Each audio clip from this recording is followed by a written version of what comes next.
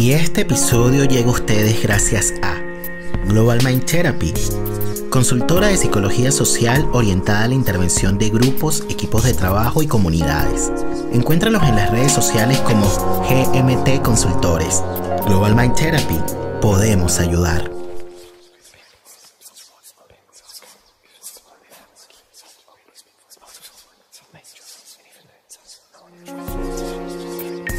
La palabra para traer recuerdos y volver donde fuimos felices.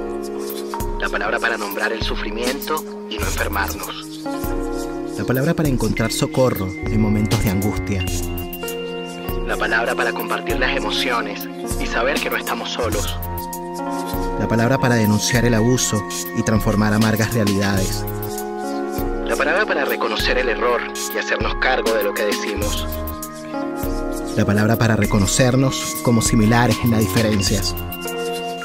La palabra para nombrar el amor y hacerlo efectivo en el vínculo. Damos la bienvenida a un nuevo episodio del podcast La Palabra y el Vínculo. Hoy nos encontramos con una invitada especial, nos encontramos con Albana Paganini, que es académica de la Escuela de Psicología de la Universidad Diego Portales y directora de la Clínica Psicológica de esta misma universidad. Ella es psicóloga por la Universidad de la República en Uruguay, magíster en Psicología Clínica, mención Teoría y Clínica Psicoanalítica por la Universidad Diego Portales. Yo te doy la bienvenida al podcast La Palabra y el Vínculo. ¿Cómo estás, Albana? Muy bien, contenta de estar contigo, Nelson, en esta mañana primaveral y agradezco la invitación de poder conversar y tomar un café acá y que podamos compartir este tema tan interesante sobre duelo, amor, en fin, feliz de estar aquí. Muchísimas gracias, de verdad. Bueno, fuera de la grabación te daba las gracias por haber abierto una ventana de tu tiempo para participar en este experimento audiovisual que titulamos La Palabra y el Vínculo. Y bueno, te convoqué al programa justamente a propósito de lo que fue esta conversación muy interesante que se dio en Yoica acerca del duelo. Y bueno, para las personas que nos escuchan, Yoica es una plataforma audiovisual que me parece que se realiza desde México. Cada cierto tiempo van de alguna manera realizando conversatorios de interés en torno a temas de psicoanálisis, la filosofía, la política. Y hace poco, con Joseph y con Ricardo conversaron acerca del duelo. La convoqué porque me parece que el tema del duelo podemos de alguna manera conectar con la temática central del ciclo de episodios de este mes, ¿no? Del mes de octubre, que tiene que ver con el tema de amor y deseo.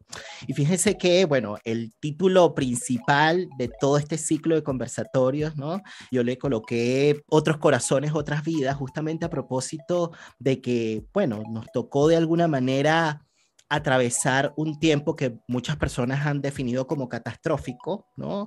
Esta catástrofe sanitaria, ¿no? Que significó pues la pandemia y que nos vino de alguna manera a interrumpir muchísimas cuestiones.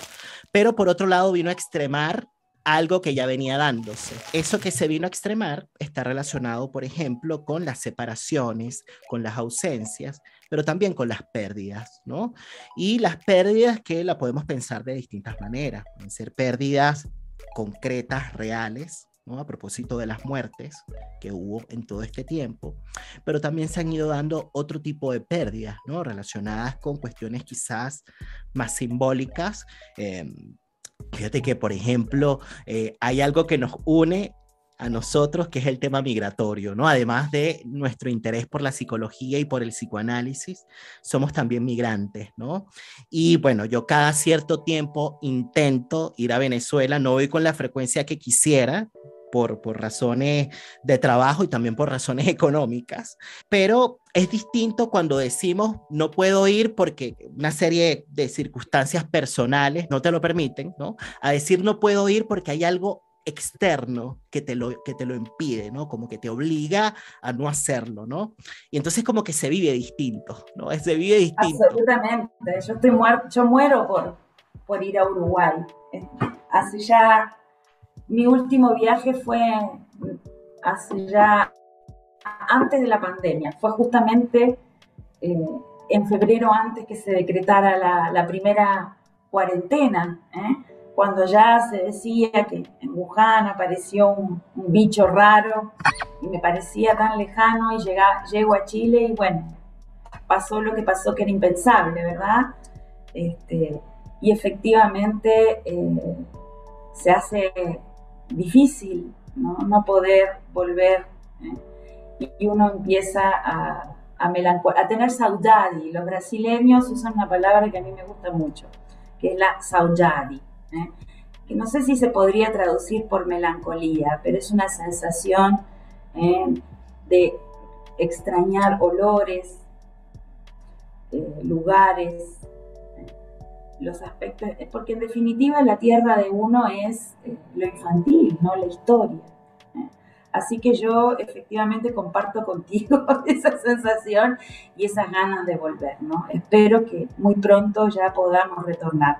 Al menos yo ya estoy soñando que en febrero me quiero ir a mi país. Mira, Desde muchos años que ya no puedo volver. a propósito de eso, Albana, y antes de entrar en materia, y me parece que son cuestiones que están relacionadas, ¿no? Un poco cómo se dio esta decisión de venirte a Chile, desde hace cuánto estás acá, y por otro lado, cómo se dio este interés, ¿no? Por el psicoanálisis. Qué pregunta. A ver, yo llegué a Chile hace muchos años, en el año 94, Nelson. Las decisiones fueron más bien familiares. Yo me casé en ese momento con un chileno. Pero fue muy, muy particular, porque en ese momento que yo me venía a Chile, yo no sabía mucho de Chile en torno a la formación o a la historia que había en Chile en torno al psicoanálisis.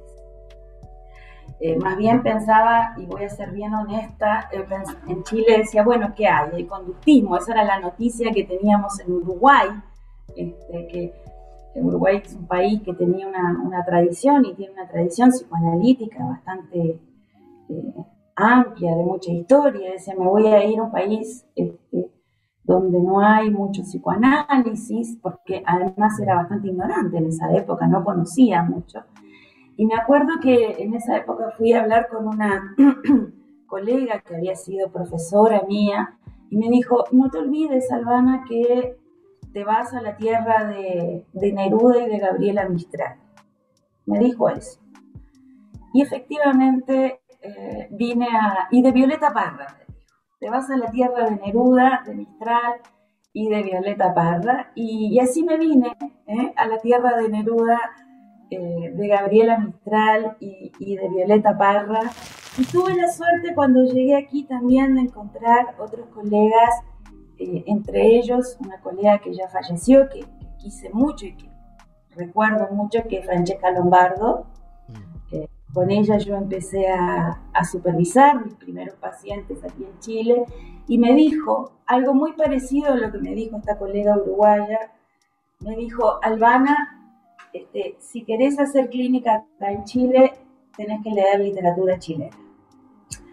Entonces me puse a leer como loca a Donoso y toda la literatura que ella me sugería en las supervisiones que tenía que aprender. Me decía, tenés que conocer el imaginario chileno, si no, no vas a entender nada, porque hay que aprender el idioma de los chilenos.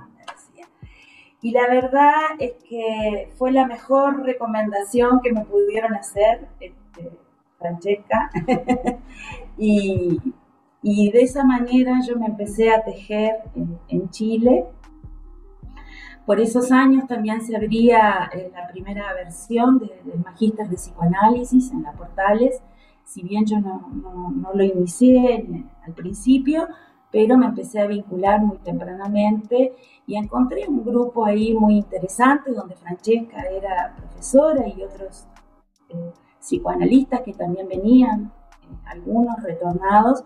Y bueno, así es como empecé a echar raíces en este país, en el cual ya me siento ya parte de él, en el sentido más pleno de lo que es pertenecer a Chile también. Y de ahí efectivamente creo que parte del trabajo clínico es también dialogar con la literatura y con la historia del país, ¿no? Eh, bueno, Francesca me introdujo en la literatura chilena, ella me introdujo en la historia también de Chile. Yo me acuerdo que los primeros libros que yo leí de historia chilena son la historia contemporánea de Gabriel Salazar, y de ahí, bueno, no he parado de meterme y de tejerme en este país. Tremenda recomendación que te dieron, porque efectivamente es tan necesario como para poder, como decías tú, echar raíces. Para poder de alguna manera acercarse a un país hay que meterse en su imaginario, ¿no? No solamente basta con pisar la tierra, es necesario también conocer, digamos, su imaginario, porque el imaginario, bueno, de alguna manera también está atravesado no solamente por aquello que le da realidad a un país, sino que está atravesado también por los fantasmas, por la historia. Yo creo que Donoso es un escritor que habla muy bien de los fantasmas chilenos. Entonces, me pasaba que cuando empecé a leer las novelas de Donoso, voy a decir así bien claro, me producía dolor de guata, como se dice en Chile. Tenía que leerlo y lo dejaba unos días y volvía a retomar las lecturas porque me impactaba, pero fueron muy buenas lecturas, acompañada por Francesca para justamente entrar y adentrarme en entender, sobre todo Casa de Campo, cómo podía pensar sobre Chile. Y fíjate que fue tan importante esa enseñanza que yo ahora en el trabajo con niños, en torno a la clínica con niños, el otro día conversaba con una colega a propósito nosotros tenemos un programa de formación clínico acá para niños, y decía, tenemos que introducir un seminario sobre cuentos infantiles. Me gustan mucho los cuentos de Isol, que es una escritora argentina que escribe para niños, porque hay que transmitir la lengua y el idioma de los niños. Los niños son políglotas, hablan y se expresan de distintas maneras. E Isol, esta escritora argentina, capta muy bien los fantasmas infantiles y los transmite muy bien a través de sus cuentos. Entonces yo decía, bueno, parte de un seminario de trabajo en teoría de la técnica con niños, tiene que introducir cuentos infantiles. Y pensaba en eso, ¿no? Qué importante que es la literatura que nos acompañe también en el trabajo clínico, o para pensar temáticas como por ejemplo la del duelo, ¿no? Una cosa que mencionabas en el episodio o en el conversatorio allá en Yoica, tú decías algo así como que algo que da un indicador o que sirve como indicador de que se ha ido dando, ¿no?, cierto trabajo psíquico, ¿no?, de elaboración, ¿no?, que se ha ido dando cierto trabajo de duelo, es precisamente la posibilidad de dar testimonio, de hacer relatos, ¿no?, de crear como una narrativa. Y cuando hablas de cuento, me hace pensar un poquito en eso. Y fíjate que, bueno, ahorita te hacía la pregunta de cómo fue que llegaste a Chile, y está muy conectado con lo que vamos a conversar, porque cuando tú dices eché raíces, tiene que ver no solamente con el hecho de que te sientes parte, ¿no?, que por supuesto aludes a eso, o que aunque nos sentimos parte, porque yo también he echado raíces acá, nos sentimos parte, ¿no? Nos duele también esta tierra, ¿no? Y nos duele duele mucho. Ojo, echar raíces no quiere decir que no duela. Efectivamente. Duele. Efectivamente. Y lo digo porque, por un lado, nos sentimos parte, pero por otro lado, de alguna manera me he ido haciendo cierto proceso elaborativo en paralelo que se va dando a veces de forma silenciosa y a veces no, cuando extrañamos lo que dejamos atrás, y eso por supuesto nos confronta con las pérdidas. Pero tú decías algo muy interesante y quizás por allí ya podemos entrar en materia, ¿no? Y decías algo así como que para que pueda haber duelo se tiene que hacer un trabajo de elaboración respecto de la pérdida, pero ese trabajo de elaboración respecto de la pérdida implica poder de alguna manera convertir esa pérdida en recuerdo, en memoria, que finalmente después nos permita luego hablar de ella, ¿no? Como decías tú, dar testimonio. Si no hay un trabajo de elaboración de esa pérdida, lo que queda es una ausencia, un vacío, algo que de alguna manera termina justamente después retumbando y que quizás no nos permite seguir escribiendo una historia, ¿no? En el camino, no nos permitiría, por ejemplo, haber echado raíces, o sea, como para poder echar raíces, bueno, algo de nosotros también queda atrás, algo de nuestra, en mi caso de la venezolanidad y algo en tu caso de Uruguay, a pesar de que permanece. Es un cambiar permaneciendo, como decía Roberto Aceituno, a propósito de la Diego Portales, que en algún tiempo también trabajó por allá. Podríamos conversar acerca de lo que es el duelo y esta diferencia que estableces, ¿no? Entre lo que significa elaborar una pérdida, que luego se convierte en recuerdo, y lo que pasa justamente cuando esa pérdida no se elabora, que lo que queda es una ausencia, un vacío. Yo te comentaba que a propósito de eso, Freud habla del duelo como un trabajo psíquico, y ahí hay que hacer una distinción. Bueno, en este texto tan bonito, tan poético, que me parece a mí como Duelo y Melancolía, que además es un texto que se publica en 1917, se escribe entre 1915 y 1917, Primera Guerra Mundial, ¿no? Me parece que también hay que pensar en el momento en que es escrito, ¿no? Históricamente. Y habla justamente de un trabajo psíquico que ahora podemos detenernos en eso, ¿no? No en un sentido descriptivo, porque una cosa es el lenguaje coloquial descriptivo y otra cosa es cómo desde el psicoanálisis se conceptualiza la idea de trabajo. Y en ese sentido es un trabajo psíquico que involucra varios registros, porque involucra todo lo que tiene que ver con las identificaciones, con el narcisismo, con lo que implica el estatuto del recuerdo, con la construcción de la memoria, es decir, y en ese sentido la posibilidad del duelo no siempre es factible, es decir, tienen que cumplirse ciertos requisitos, podríamos decir, para que ese trabajo opere. En el caso, por ejemplo, de los niños, uno podría pensar, bueno, ¿cuáles son los requisitos psíquicos que tienen que estar constituidos para pensar en un proceso de duelo, para figurar psíquicamente una ausencia? No siempre se puede figurar psíquicamente una ausencia, y a veces lo que queda allí es un forado, es un vacío, digamos, ¿no?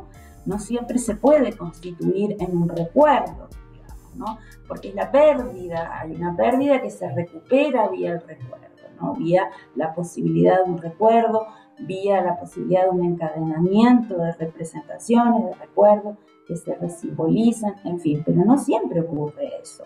Y bueno, Freud ahí establece justamente una distinción entre lo que sería el duelo y la melancolía.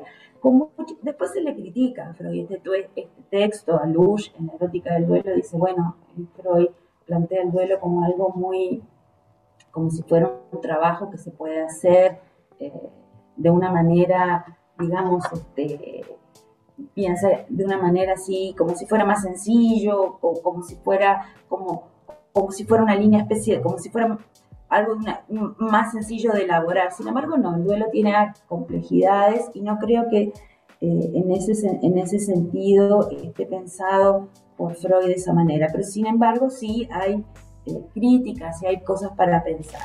Pero a mí lo que me parece interesante de duelo y melancolía es que Freud se pregunta por qué es una experiencia tan dolorosa, ¿no? El dolor lacerante, el dolor desgarrante.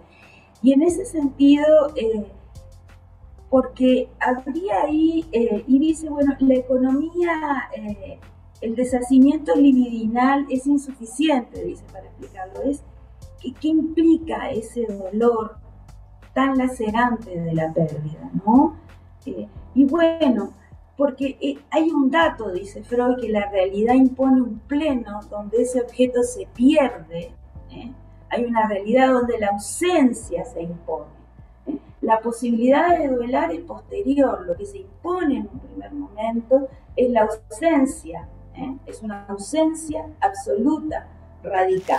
Más bien lo que hay es una ausencia plena, donde no hay allí ninguna posibilidad, y eso duele y produce un dolor lacerante que desgarra, Y en ese punto me gustaría destacar este libro que yo te comentaba antes de empezar, El duelo de Daniel Rolón, que lo escribió en pandemia además.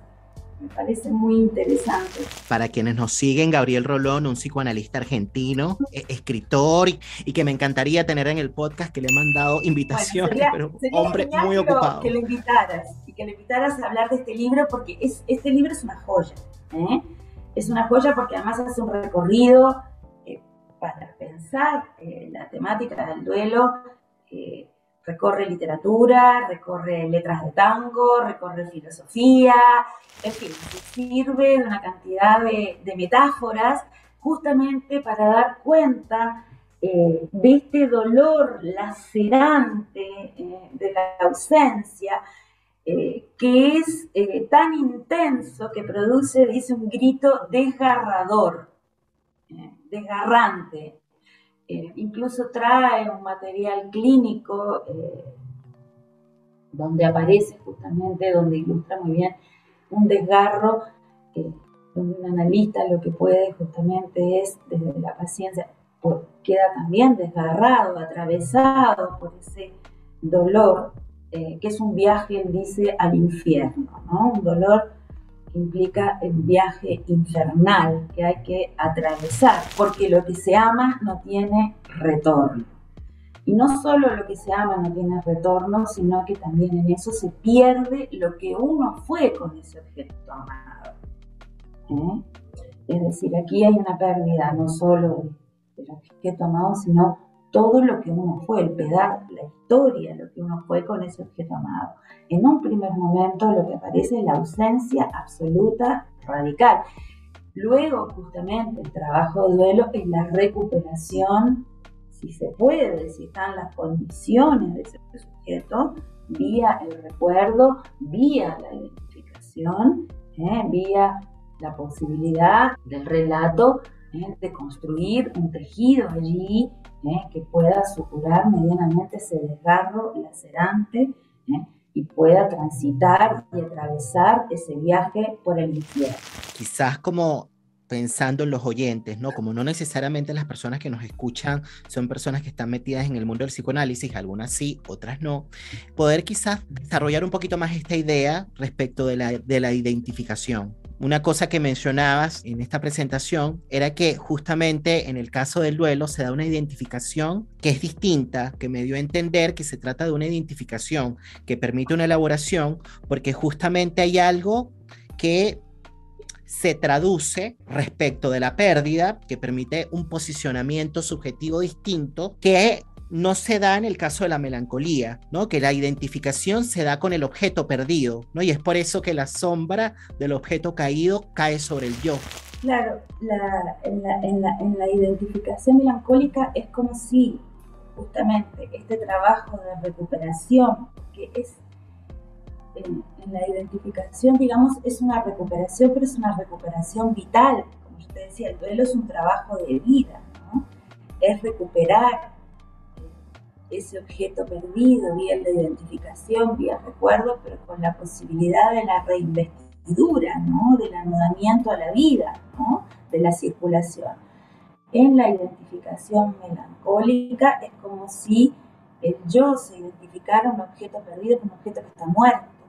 El muerto es como si el yo cargara, quedara allí, el muerto o lo perdido quedara enquistado en el yo, y se perdiera justamente esa función de investidura, esa función divinizante, ¿no? Se detuviera. Es como si esa frase tan bonita que dice Freud, la sombra del objeto caído sobre el yo, es como si el muerto quedara allí, el cadáver quedara allí, y hubiera capturado al yo de tal manera que no hay posibilidad de objetalizar, que no hay posibilidad de investir, de seguir en esta función objetalizante de investidura, ¿no?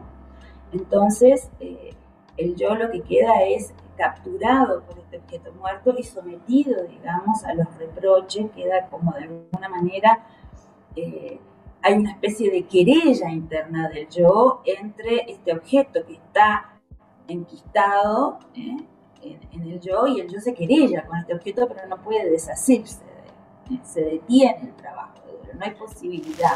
En ese sentido, tú decías que el duelo es un llamado a la vida, precisamente por eso. Y esto es lo que Sí, podemos vincular con el tema del deseo, a propósito de la temática central de los episodios de este mes, ¿no? De octubre, porque por un lado está el tema del amor, ¿no?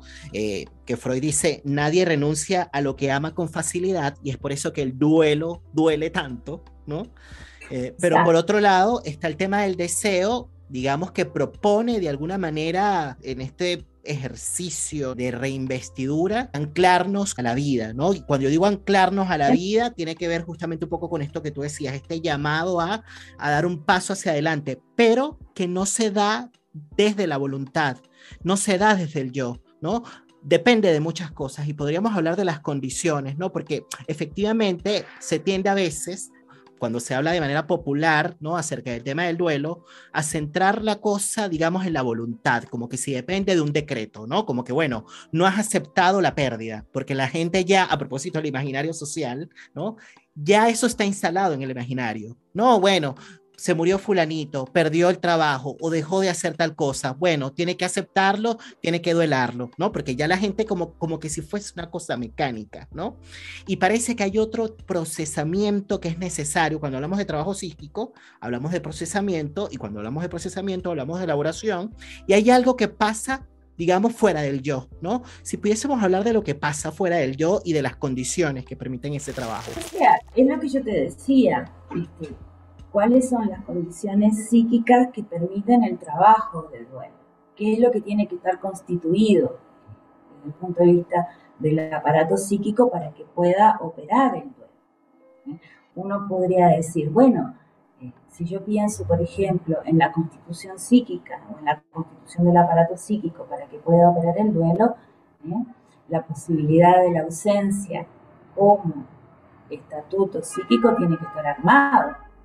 Lo que podríamos decir desde el punto de vista de la clínica con niños, tiene que haber algo del orden del Fordá, algo del orden de la alteridad tiene que estar constituida, la posibilidad de evocar la ausencia del objeto tiene que estar armado. Si no, no hay posibilidad de construir un duelo. Tiene que haber un yo constituido también. Vamos a pensar cuáles son los prerequisitos desde el punto de vista incluso freudiano, más clásico, de un aparato psíquico que pueda duelar. Bueno, tiene que haber un yo constituido, tiene que haber la posibilidad de representarse la ausencia, tiene que existir procesos de separación, tiene que haber la constitución, tiene que haber representación de la alteridad, es decir, tiene que haber ciertos prerequisitos que permitan resignificar y simbolizar una ausencia. Si eso no está armado psíquicamente, no hay posibilidades de verlo. Ocurren otras cosas. Aparecerán vacíos, aparecerán otras manifestaciones psíquicas, hay que pensar en los estados límites, hay que pensar en los trabajos, por ejemplo, de Green, lo que él llama la función desobjetalizante del yo, en el narcisismo de muerte, es decir, hay otras figuras clínicas que no responden a las figuras del duelo. O sea, la posibilidad de transitar una pérdida implica una organización psíquica determinada, ¿no? Y eso es lo que uno trabaja en la clínica, ¿no? Uno tiene que ver si el paciente tiene esas condiciones, si eso está armado, si esto está constituido. ¿Qué elementos de si hay una figura, si hay posibilidades de figurabilidad psíquica también? Vamos a cosas así. Es decir, si tú trabajas en la clínica, eso lo tenés que poder diferenciar, ¿no? No toda pérdida implica un trabajo de duelo de por sí. El duelo es un trabajo psíquico que tiene requisitos. Y el trabajo ese, bueno, eso implica justamente el diagnóstico diferencial, frente a qué tipo de estructura, frente a qué tipo de funcionamiento psíquico estamos, para ver si esa persona que ha tenido una pérdida puede efectivamente hacer un trabajo de duelo, o tenemos que pensar qué tipo de intervención clínica o cómo vamos a acompañar a ese paciente. El Joita nos preguntaba, bueno, ¿y qué pasa con los pacientes psicóticos? Bueno, si tú lees duelo y melancolía, el duelo como está pensado más bien para una estructura más neurótica. El trabajo psíquico del duelo en el texto duelo y melancolía es un aparato psíquico neurótico, que está atravesado por la represión, que tiene un yo, que puede significar y representarse la pérdida, que ya ha atravesado, digamos, las identificaciones primarias y secundarias.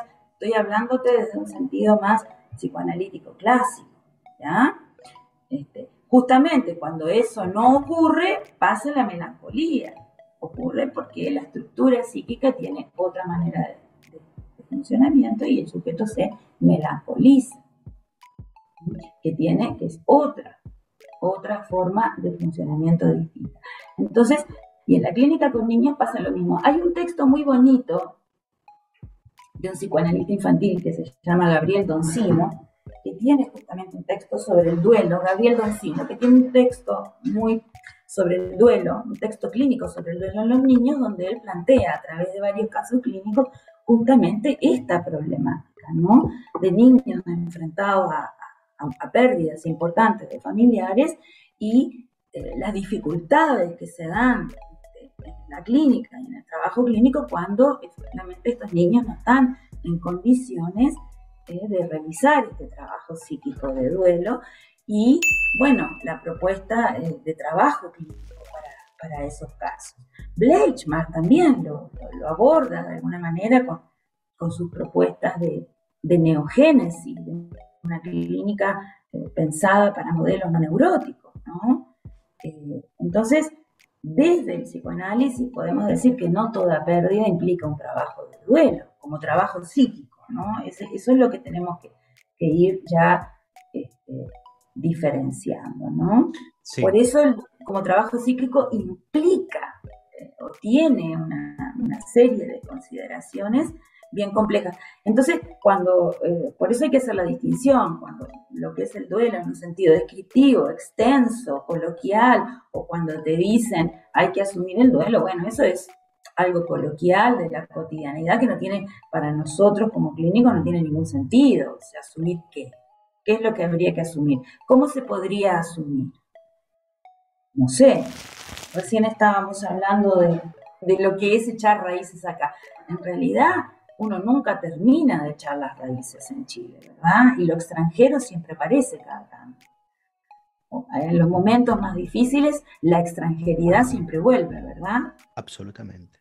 Y a veces decís, ¿qué cuernos hago aquí, no? Es mejor muy fuerte. Me voy a mi casa. Es muy fuerte y qué bueno que lo podemos decir y además con una risa, ¿no?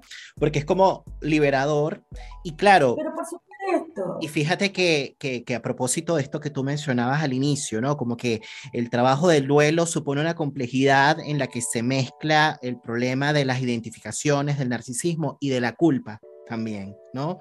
Porque claro, aparece allí algo culposo si uno dice en este país, no, bueno, como compartir que por instantes, porque no es algo que siempre pasa, pero que a momentos uno dice, ¿qué hace uno acá? De pronto puede sonar ingrato. Bueno, pero ¿y por qué dices eso si estás acá? En fin, entonces como que a veces eso se deja por fuera porque te hace sentir culpable, ¿entiendes? Ingrato porque tú eres extranjero y aquí te abrimos las puertas. Y aquí te abrimos las puertas. Pero ahí entraríamos a hablar en las dimensiones políticas, de la extranjeridad, del migrante y de la idiosincrasia también de cómo se recibe a los migrantes, y entraríamos en un tema a debatir que me parece tremendamente interesante, Nelson, y que le podrías dedicar también en la palabra y el vínculo, la crisis migratoria, porque y las violencias horrorosas que se ejercen, y efectivamente la deslegitimación y las formas de subjetivación más crueles que estamos viviendo, ¿no? A propósito, donde no hay posibilidades de hacer duelos. Hay una palabra que está de moda a propósito de los duelos, que yo he escuchado en algunas instituciones que le llaman los duelos migratorios. Yo no sé si vos lo escuchaste. Sí. A mí me parece un término absolutamente discutible. me parece un término discutible y me parece un término que yo no sé si se puede hablar de duelo migratorio en un sentido social. Me parece que es un término, a mí al menos, que elide problemáticas de inequidad social, de desigualdad, de condiciones, de violencias tremendas, lo que está pasando en el norte de nuestro país, las formas, además de los mecanismos amenazantes, paranoides hacia los extranjeros, en fin, creo que no hay ninguna condición, que eso no tiene nada que ver ni con duelos ni con acogida, ¿no? Que estamos en otros escenarios que son muy difíciles, ¿no? Yo pensando en mi llegada en el año 94 y viendo las condiciones ahora son muy distintas, ¿no? Y efectivamente hay formas de migración y formas de migración, ¿no? Creo que podríamos ahí entrar a pensar. En realidad, yo te podría decir, a propósito de toda esta cuestión que hemos ido desarrollando, ¿no? En esta conversación, ¿no? Y que quizás esto que traes, que es un tema sensible, porque estamos implicados, nos permite quizás aterrizar un poco esto que presentaste, ¿no?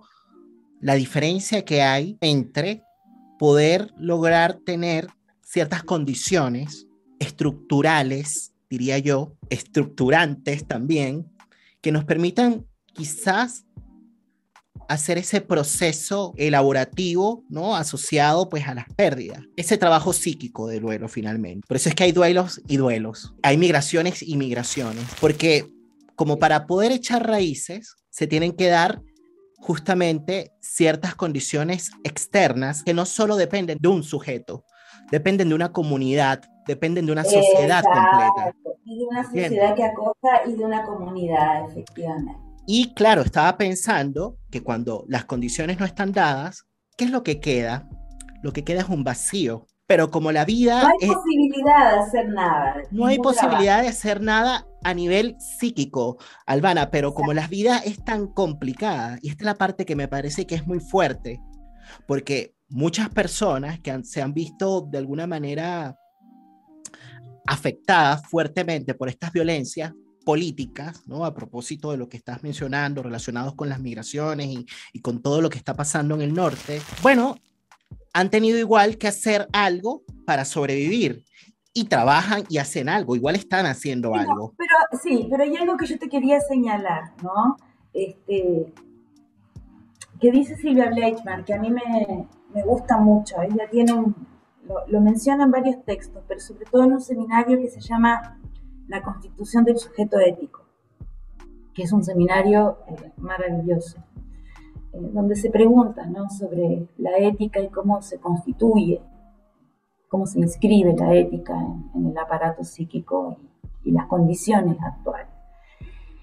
Y señala algo que se venía desarrollando en los países en Latinoamérica, pero que lo tenemos que pensar los clínicos y que ahora se ve como que en la actualidad las formas de preservación de la vida atentan contra los ideales narcisistas de autoconservación del yo. ¿A qué me refiero?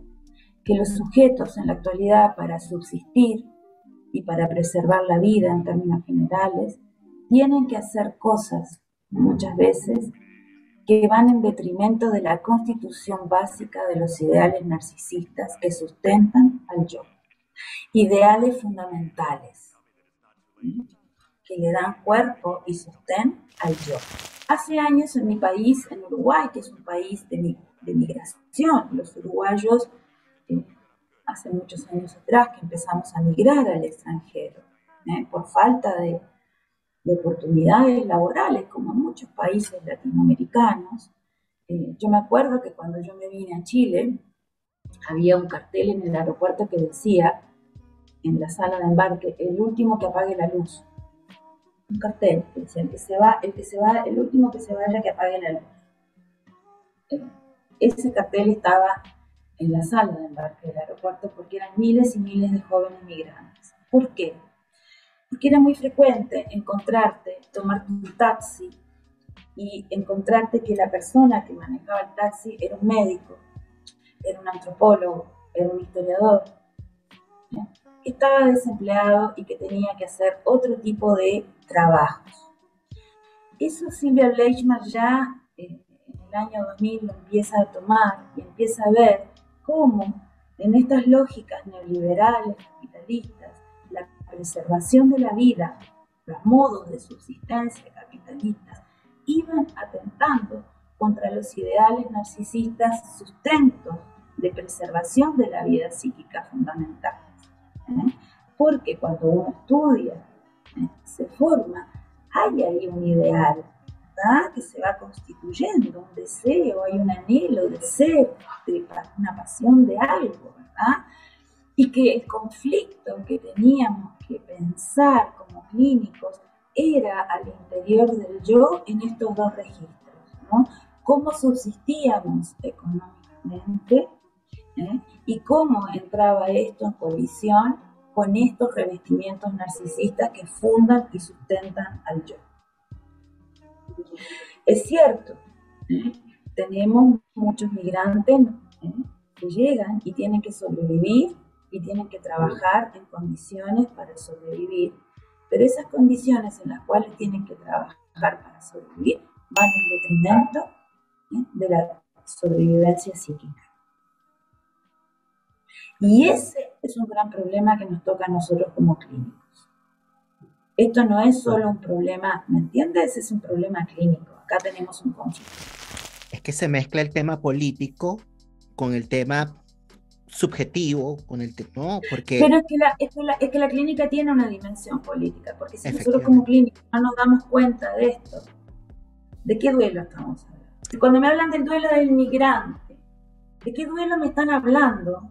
¿De qué duelo me están hablando cuando un sujeto tiene que recurrir a formas de sobrevivencia vital que atentan justamente con la sobrevivencia, podríamos decir, subjetiva de toda la conformación narcisista que da sustento al aparato psíquico y que es necesario? A propósito de lo que decías antes, ¿no? De lo que pasa cuando de pronto no se dan ciertas condiciones como para la elaboración, pues, de la pérdida, ¿no? Y que tú decías, tienen que haber ciertos requisitos, ¿no? Tienen que darse... Bueno, ¿qué pérdida vamos a elaborar si no tenemos esto?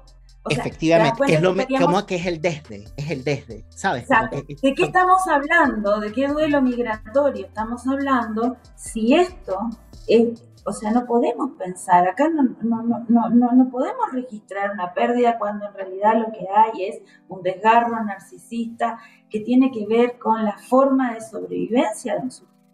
Claro. Es más radical el problema aquí. Y eso era un poco lo que quería como señalar y que ya lo estás diciendo, ¿no? Con esta idea del desgarro narcisista, porque claro, pensaba que, bueno, que tú decías, bueno, cuando no hay, si no hay un trabajo con la ausencia, lo que se puede pensar es en otras cuestiones, ¿no? Y que tú decías, bueno, tendríamos que pensar, por ejemplo, en el vacío, tendríamos que pensar, por ejemplo, en las agonías, en angustias que son muy primitivas. Y estaba pensando que, bueno, no sé, como que mientras te escuchaba, me acordaba muchísimo, pues, de las clases en la universidad acerca de las alteraciones del yo. No es lo mismo hablar de alteraciones, perturbaciones del yo que de desgarros del yo. A propósito de, digamos, formaciones defensivas. Pero acá no estamos hablando de esto. No estamos hablando de cómo un yo se altera por un proceso defensivo. Estamos hablando de cómo el yo se altera por las condiciones, digamos, políticas, económicas, sociales, culturales, o sea, por cuestiones que son del contexto. La pobreza no es una categoría descriptiva, es una categoría identificatoria también, porque los sujetos quedan tomados a las mismas ideologías, quedan identificados a esas mismas ideologías que los ponen en un lugar, pero también los individualiza y los disloca socialmente. Esto lo trabaja muy bien Silvia Bleichmann, que pensaba, porque falleció ya en el 2008 falleció, pero antes pensaba en un psicoanálisis actual, político. O sea, bueno, ¿qué registro vamos a hablar? ¿De qué duelo me van a hablar en las municipalidades migratorios cuando tenemos sujetos que están durmiendo, o sea, que atraviesan desiertos caminando y están durmiendo en la plaza? O sea, y trabajan en las condiciones más horrorosas. O sea, ahí no hay qué posibilidad de duelo, nada. Y cuando no hay posibilidad de duelo, lo que quedan son posiciones melancólicas o la locura. La Bueno, la locura, porque la locura, gente relaciona la locura con, digamos, solo como con esquizofrenia, pensando de nuevo en el imaginario social, la locura tiene que ver justamente con esta dislocación justamente ansiedad del yo.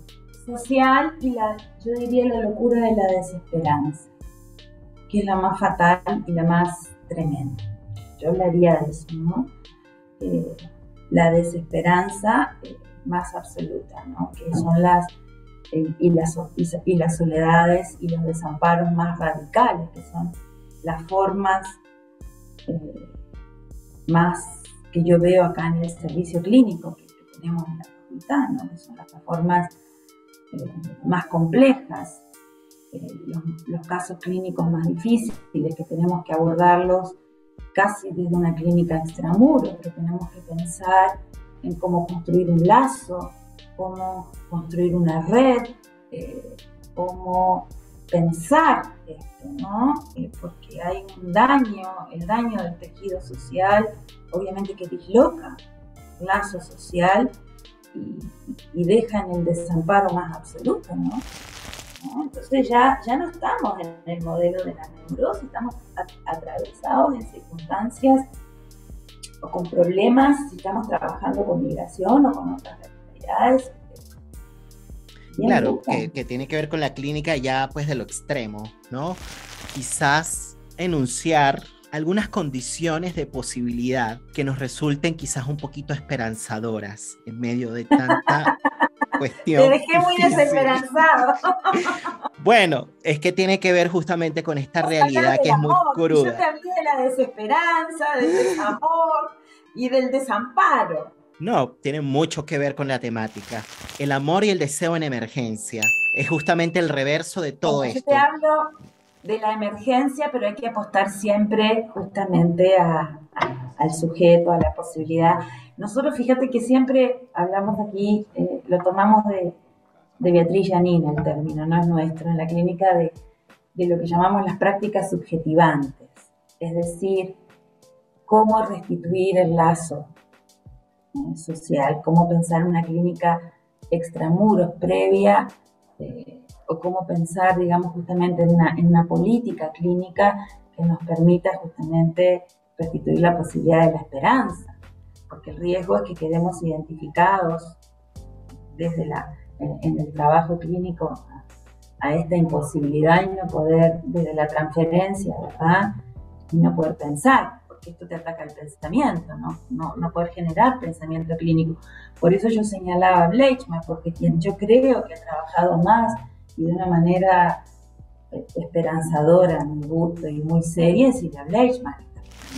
Recomiendo para los auditores, sí, que lean los seminarios de Silvia Bleichmann, la constitución del sujeto ético, violencia, culpa y reparación, es decir, los seminarios de base, clínica psicoanalítica y neogénesis, los debates en psicoanálisis, que es el último seminario que acaban de publicar de ella, póstumo, en fin, porque Dolor, País y Después, porque ella sí tenía una apuesta clínica bien interesante, pero muy real para Latinoamérica, con una experiencia y con una apuesta política además, ¿no?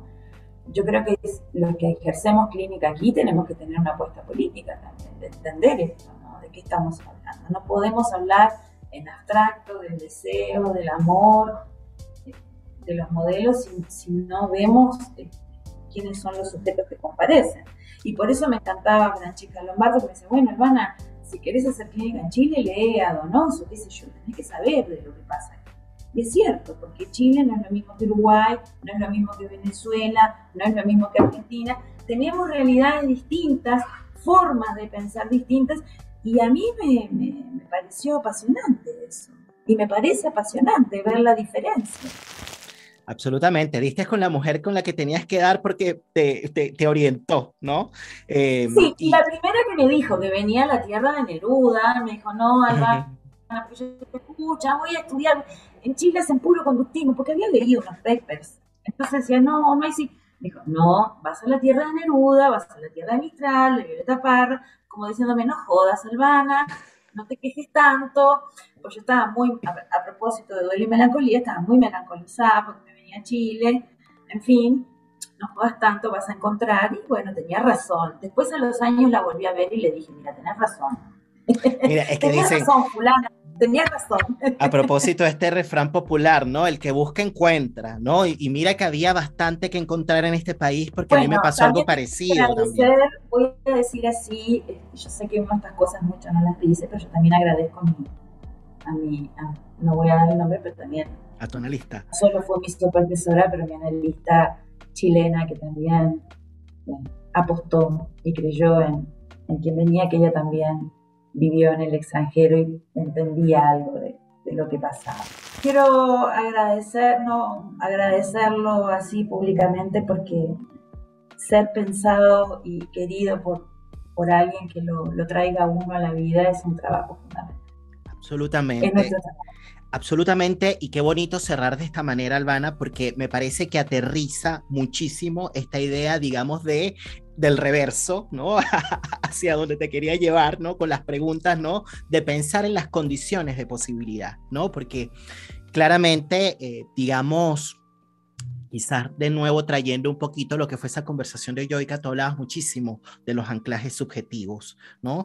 Así como hablabas de pensar el síntoma o de pensar en la dimensión política del síntoma, ¿no? Que el síntoma también puede ser un acto de resistencia.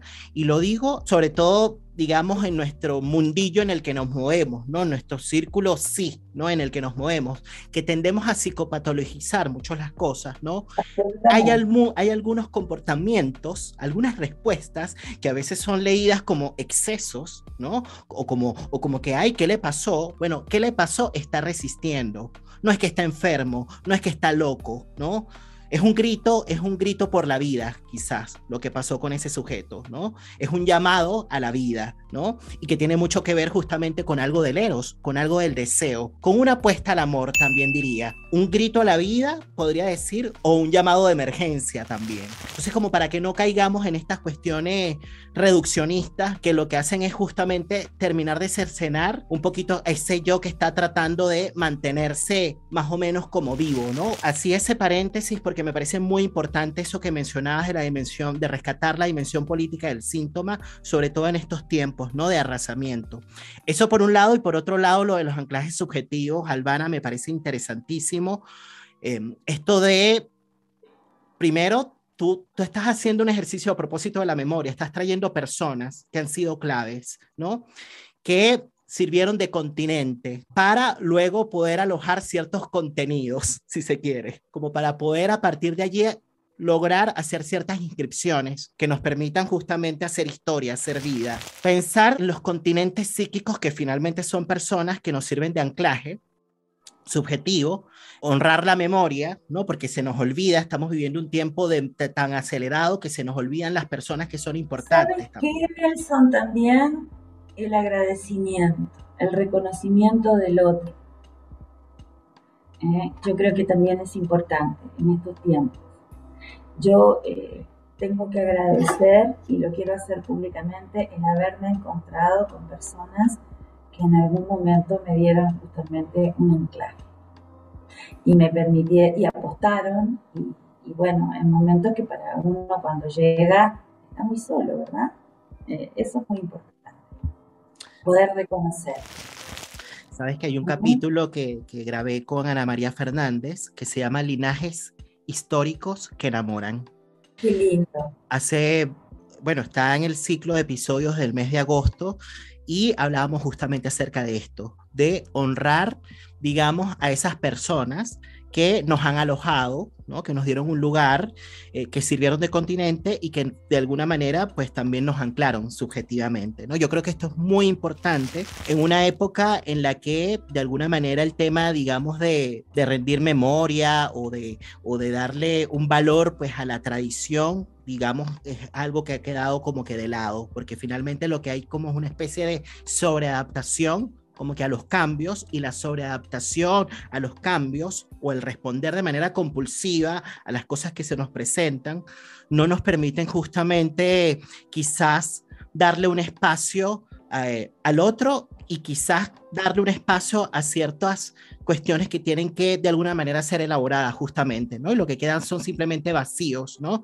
Y eso aparte es la parte que a mí me parece bien complicada porque, bueno, nos puede llevar a una locura, ¿no? A una locura individual, pero también colectiva, ¿no? Entonces me parece que esto es muy importante y, bueno, me hiciste recordar muchísimo ese episodio, Linajes Históricos que Enamoran. Uno podría hacer un duelo cuando hay un linaje histórico que enamora, cuando hay linajes históricos que enamoran, porque se puede honrar en la memoria, en el recuerdo. Tomando un poco este texto de Kundera que dice que el otro es inmortal mientras permanezca en nuestro recuerdo. Qué lindo, que es un poco lo que hizo Disney, que saben hacer su negocio con la película Coco, que no sé si la viste. Sí. Bueno, que son unos, bueno, eso, sí. por eso es que son Disney, ¿no? Saben qué es lo que tienen que captar, ¿no? Como capturar para embelezar a la gente. Bueno, te agradezco muchísimo este tiempo, Albana, de verdad ha sido un agrado. No nos conocíamos, nos conocimos en esta conversación. Fue un gusto, no sé si querías decir algo antes de despedirnos. No, yo pasé ha sido un agrado muy grande, fue un momento muy, muy lindo, muy grato, pasó rapidísimo. Y bueno, eso, muy contenta de que me hayas invitado, Nelson, y otra vez me invita, yo feliz de venir. Me encantan las conversaciones. Los uruguayos somos muy charlatanes, muy conversadores. Y yo creo que los venezolanos también. Sí. Charladores me gusta más que charlatanes, porque charlatanes me desliza otra cosa, pero charladores. Somos muy conversadores. Eso. Las tertulias. Así es. Bueno, un abrazo. Gracias por invitarme. Un abrazo también para ti, Albana, y de esta manera damos cierre a un nuevo episodio del podcast La Palabra y el Vínculo. Gracias por habernos acompañado del otro lado de la pantalla. No olviden suscribirse, se vienen sorpresas también para el podcast en los próximos meses. Así que bueno, pendientes allí en las redes sociales, nos estamos viendo. Cuídense mucho y hasta la próxima semana. Chao, hasta luego. Estamos frente al surgimiento de una nueva era. El mundo nos propone cambiar la manera de pensarlo. Aparecen nuevas palabras, otras maneras de nombrar lo que sucede. ¿Quién está exento de pérdidas en el mundo contemporáneo del coronavirus? No es lo mismo hablar de cicatrización del alma que hablar de elaboración en la cultura, en la historia. No hay amor sin escucha, no hay política sin amor. Necesitamos testigos para convertir las pérdidas en narración. Necesitamos hacer hablar los silencios del presente. Necesitamos escuchar las palabras que quedaron en el fondo de los corazones. Necesitamos politizar el malestar. Algo nuevo emerge del caos.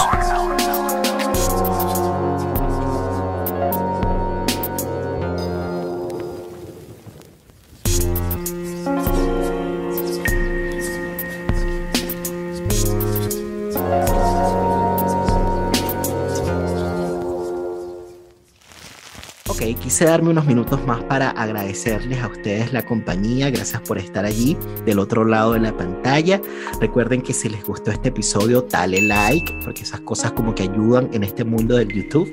Y si existen personas que les interesa este contenido, pues por supuesto compártanlo con ellos. Recuerden que este programa es patrocinado por Global Mind Therapy, Podemos Ayudar, que es una consultora de psicología social dedicada al abordaje de los grupos, equipos de trabajos y comunidades. Visiten la página en Facebook o el Instagram, la cuenta en Instagram bajo el @GMT Consultores, ¿no? Una consultora de psicología social, trabaja desde el psicoanálisis y desde el psicodrama y de la cual también participo. Ahora sí, nos estamos viendo entonces la próxima semana. Cuídense mucho y que estén bien. Chao.